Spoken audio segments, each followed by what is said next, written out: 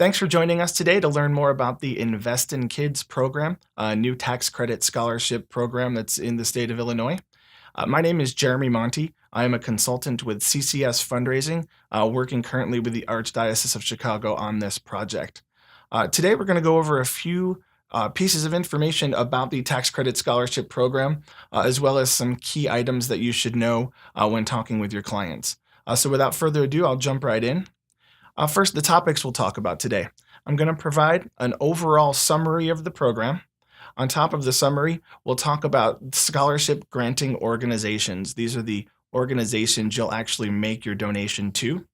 Then I'm going to talk a little bit about the donor process and what they'll need to go through, followed by scholarship eligibility, and then the testing requirements that are going to be on the back end for the SGOs. We'll just touch on that briefly just so you have information in case your clients ask you about it. So what is the program? At the end of August this year, the state signed a bill that went into law for funding the Chicago public school system. And as a part of that bill, there was an Invest in Kids program that was created. The Invest in Kids program creates tax credit scholarships that make it possible for low-income students and families to get access to a private education. So who can donate to this? Individuals and corporations can both donate to this tax credit scholarship program and get a 75% credit off their state taxes. This will begin in 2018. The state of Illinois capped the participation in this at $75 million in tax credits, which would generate $100 million in scholarships. And again, those SGOs, the scholarship granting organizations that we talked about, use the funds that are donated to the program to fund scholarships for low-income families. If you're an individual and you donate to this program, or your client is an individual that donates to this program, they can designate that the donation be used for specific schools or a specific subset of schools. Any corporations that donate to this all go in the undesignated pool. And this law will sunset in 5 years, which means at the end of the 5-year program, if nothing is done to enact it and make it move further, it will sunset and it will cease to exist. So helping your clients understand that this is a program that they can get in on now to make sure that they are able to take advantage of it over the next 5 years. And hopefully, if it's successful, it'll carry on. So what is a scholarship granting organization? It's a nonprofit organization, so it is a 501c3 organization that cannot be owned or operated by any organization that operates a school that's going to participate in this program. So any non-public school out there cannot just go out and form their own SGO. It is a completely separate nonprofit organization that's designed and built to hand out scholarships to low-income families. Organizations were able to apply to be a scholarship granting organization on December 1st. And as of today, there are 5, I believe, organizations that have been accepted statewide to begin accepting scholarship funds as of January 2nd. The scholarship granting organization has little or no authority as to how these scholarships are distributed. They are on a first-come, first-served basis. And they must honor restrictions or designations placed on them by the donor. The other great thing about this program is the scholarship granting organization must spend 95% of the money that comes in on the program on scholarships, which means they can only use 5% of it for administrative costs. That makes your fundraising dollar go a lot further, and you know that more of the money that's getting put into the program is helping the kids who need it. So how do you take advantage of it, and how do you help your clients do that? Beginning at midnight on January 2nd, 2018, so as the clock rolls from 11:59 p.m. on January 1st into January 2nd, the Illinois mytax.illinois.gov website will begin accepting applications for tax credits. The credits for any individual are capped at $1 million, which means you can make a donation of $1.333 million because you get a 75% credit that would get you to that $1 million cap. First things first, though, in order to be able to take advantage of this program, the client or the taxpayer must get on to mytax.illinois.gov as soon as possible to see if they have an account And if they don't have an account, they have to request a letter ID from the state of Illinois in order to be able to activate their account. The way you request a letter ID is you go to the tab at the top left-hand corner of the page that says Individuals. You click on that. Underneath that, there will be another subsection that says Miscellaneous, and there will be a link to request a letter ID. You go through the process that they ask you to go through, and it can take up to 7 to 10 days for this letter ID to arrive at your client's door, which means time is of the essence, especially with Christmas, New Year's, Hanukkah, all the holidays that are going on at the moment. We want to make sure that you're taking full advantage of the opportunity to get the letter ID and get it in the mail as soon as possible. Once they do that, they go back to that same website, and on the front page, there's a sign that says Sign Up Now that they can use to complete that registration process. We cannot stress enough on this that because of the lag time that's going to be between the time that they request their letter ID and when they can actually get started activating their account, that this should be done as soon as possible in order to be able to make sure your clients can take advantage of the program. So what happens next? When a resident goes to apply for the tax credit at midnight, or you do it on their behalf, there's 5 things that you'll need to provide. Number 1, you'll need to provide their name and address. Number 2, you'll need to provide the amount they're planning on contributing. This means if you know that you want to apply for a tax credit of $7,500, you need to multiply that $7,500 by 1.33 in order to figure out the amount you need to contribute to get the 75 or the full tax credit that you're looking for. So you'll need to be able to provide that amount to the state of Illinois when you apply for these tax credits. You'll also need to know the region. If you look at the bottom of the screen right now, there are 5 regions that are set up throughout the state of Illinois. Region 1 is predominantly Cook County. Region 2 is those northern counties up in the Lake and Rockford area. And then 3, 4, and 5 represent the rest of the state. The state of Illinois is mandating that you tell them which region your gift is going to go to, so that they can make sure that the money is spread out as fairly as possible throughout the state to make sure that every kid has access. Region 1 has access to 51% of the funds, so roughly $51 million. Region 2 would have access to 20, I believe it's 22 or 23.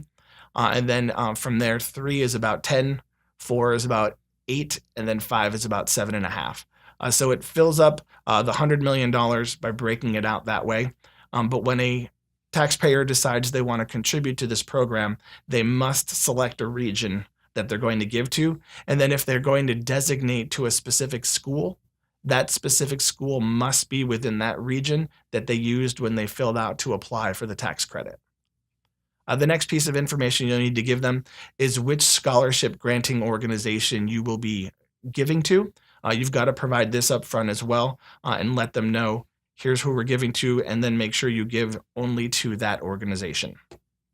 Finally, and this is a big key thing that you'll want to know for your clients, if you make a contribution to this program, any contribution made to this program must come from dollars that you did not get a federal tax deduction on, and you do not plan to file for a federal tax deduction on that gift.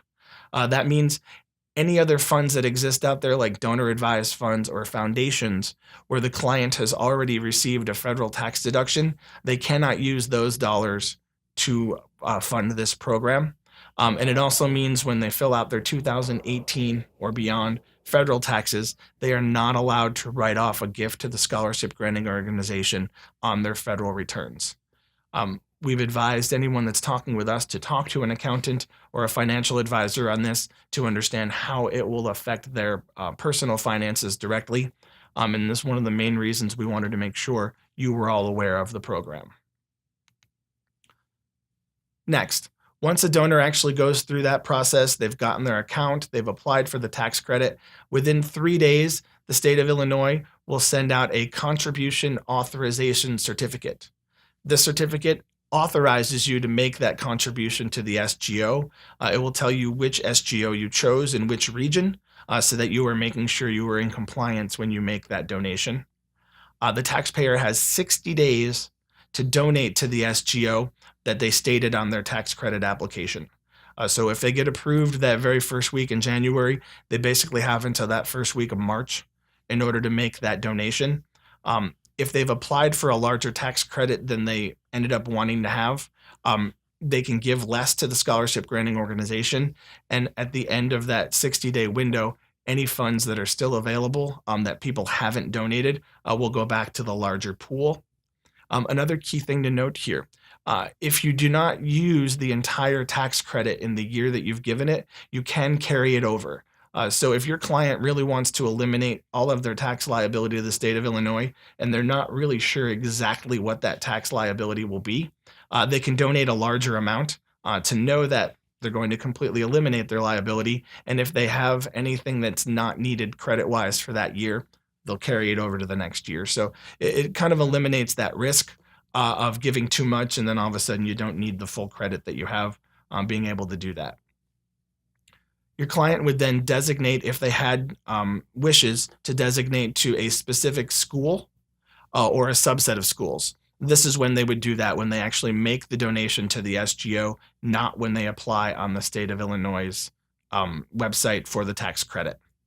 And again, those donations and those designations, can be made to non-public schools only. They will have on the website of the SGO a list of qualifying schools that you can choose from to make sure that when you do choose a school, if you choose to do that, that you know exactly which school that was and that it's on the list.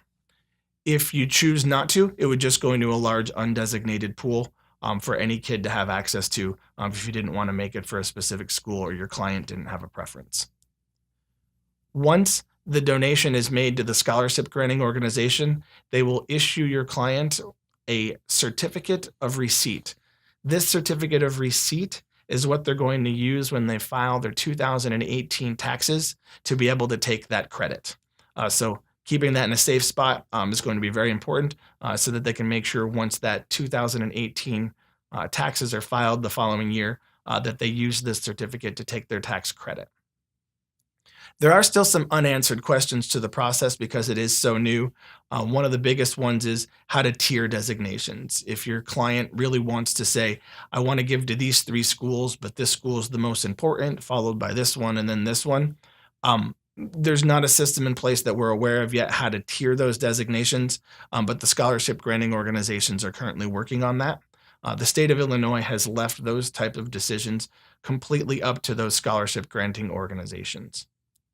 What will happen with a gift that cannot be used in its totality? So if a donor makes a designation and the designation is so specific that the scholarship granting organization can't actually use all of the funds that were designated, we're not sure what's going to happen with them yet. We know in a typical charitable gift situation, if an organization cannot use the funds based on the restriction that the donor put on them, that they have to give the funds back or work out an arrangement with the donor that they can be used for something else. We're assuming that'll happen in this case as well, but the state has not given any guidelines on that, and the scholarship granting organizations, as far as we know, have not made any decisions on that yet. We also don't know if the reservation process can be delegated to someone else. We do know, based on an email that we got from the state of Illinois, that if the donor chooses to give their username and password for their mytax.illinois.gov website to someone, there's no regulations against that. We just don't know if there's going to be any hiccup on the day that you actually fill out the application where they ask a question that we weren't aware of. And that way the person that was trying to fill it out on their behalf might not be able to do that. So we're still working on that, but we're under the assumption that as a tax preparer, if you choose to do this for your client at midnight instead of the client doing it themselves, we're confident that you can do that. We just don't know what's going to be that next step in the process. And then the final thing we don't know is we don't know what the Illinois Department of Revenue website for the application process is going to look like. We know what it looks like to request a letter ID. We know what it looks like to activate your account and get yourself prepared, but they don't have the documentation yet for exactly what steps you're going to follow on their website that night in order to get into the application process. So stay tuned. As we start getting more of that information, we will make sure that it is available. Scholarship eligibility. We know a lot of your clients, are excited about the prospect of getting a tax credit for themselves, but wanting to know, well, what does the money really do? So students and families can begin applying for scholarships through the SGOs sometime in January is when it looks like most of them will be ready and available to start taking those. To qualify for a scholarship, a family must have an income below 300% of the 2016 federal poverty level. So for right now, a family of four, that's about $72,900. However, for the first few months of the program, from February 1st through April 1st, priority is going to be given to the households that are 185% of poverty or below, so about 44.9 for a family of four, or students and families that reside in a focus district, Chicago Public School District, Waukegan, Aurora, etc. Those are all focus districts. If you are a student that resides in one of those focus districts, you can be, for that February 1st to April 1st period, at the below 300% to poverty level and still gain access to a scholarship at that point. As I mentioned earlier, they're awarded on a first come, first served basis after the SGO has determined that you are qualified, i.e., they look at the family's federal income tax returns from 2016 and see that financially they do qualify for these scholarships. And then students must be notified within 10 days of application that they were accepted for a scholarship. Again, as long as the money is there and there are funds in the SGO and you qualify, you will be approved for a scholarship.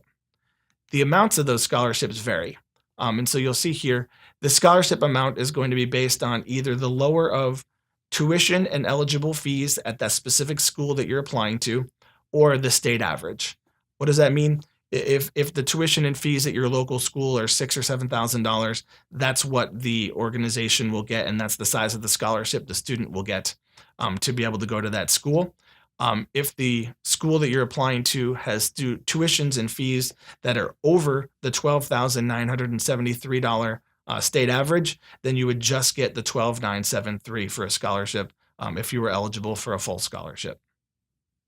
They will be awarded based on your income level.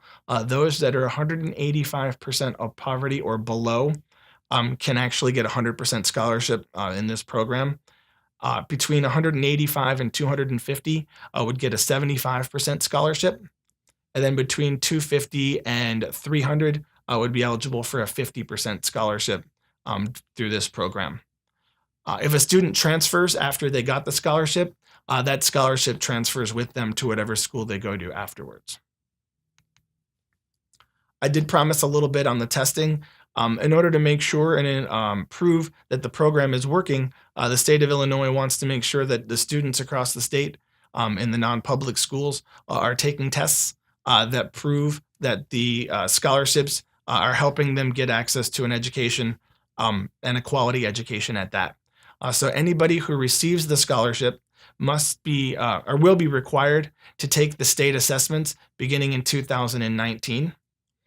The ISBE will select an independent organization that'll run that for them. And then, as we know right now, the implications for new students admitted and existing students is not fully understood. So we don't know how this is going to impact the testing requirements of existing students or new students and how exactly they're going to do this. But we do know that the state will start requiring assessments.